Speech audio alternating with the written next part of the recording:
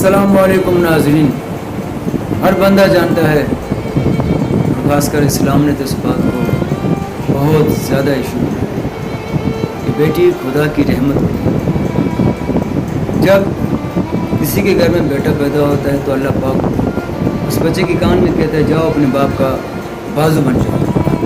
और जब किसी गरीब मिस्किन को बेटी इनायत फरमाता है अल्लाह ताला, तो उस बेटी के कान में कहता है जाओ अपने बाप को कहो मैं तुम्हारा बाजू।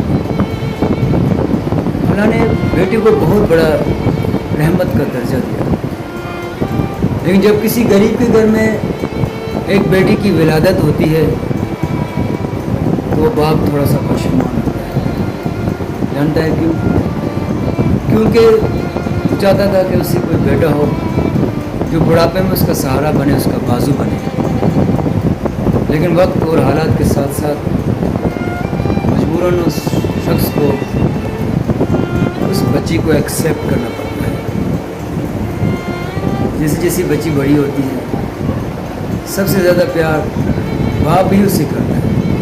बाप उसे बहुत चाहता है, बहुत प्यार करता है, अपने कांधे में बिठाता है, अपने सीने से लगाता है, दर दर घुमाता है, खुश रहता है क्योंकि बेटी होती ही इतनी प्यारी है। वक्त गुजरता जाता है, उसकी किफ़ालत के लिए बाप उसे तालीम देता है, दुनिया और माशरे में उठने बैठने का तरीका सिखाता है। लेकिन एक दिन ऐसा आता है कि ना जाने कहाँ से कोई अजनबी सा लड़का,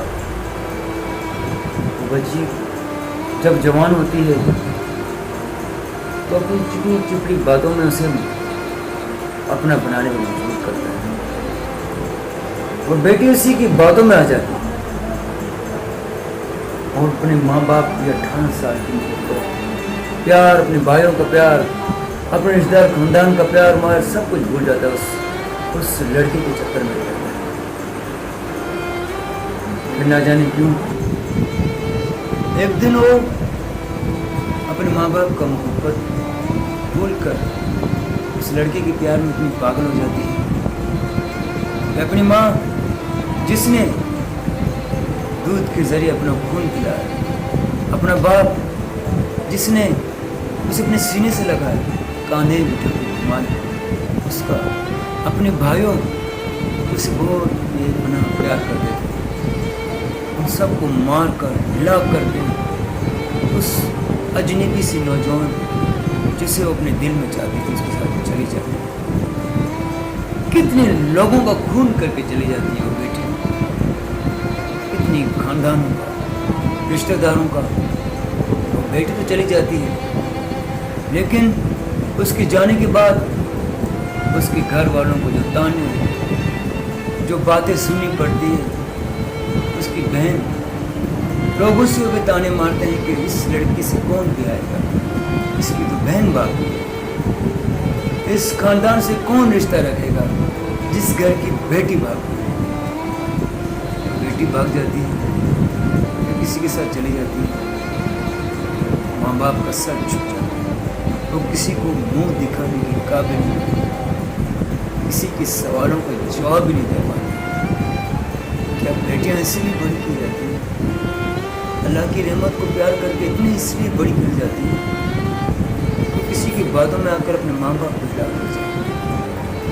अब मैं आप लोगों से सवाल करता हूँ, अगर बेटी को ऐसी कर जाए तो क्या करना चाहिए इसके साथ? उसे भूल कर, उसे माफ़ करके उसे अपने घर लाना चाहिए। तो दुनिया वाले कहते हैं कि इनके खानदान में है ही सिलसिला। अभी आप ही लोग बताएं,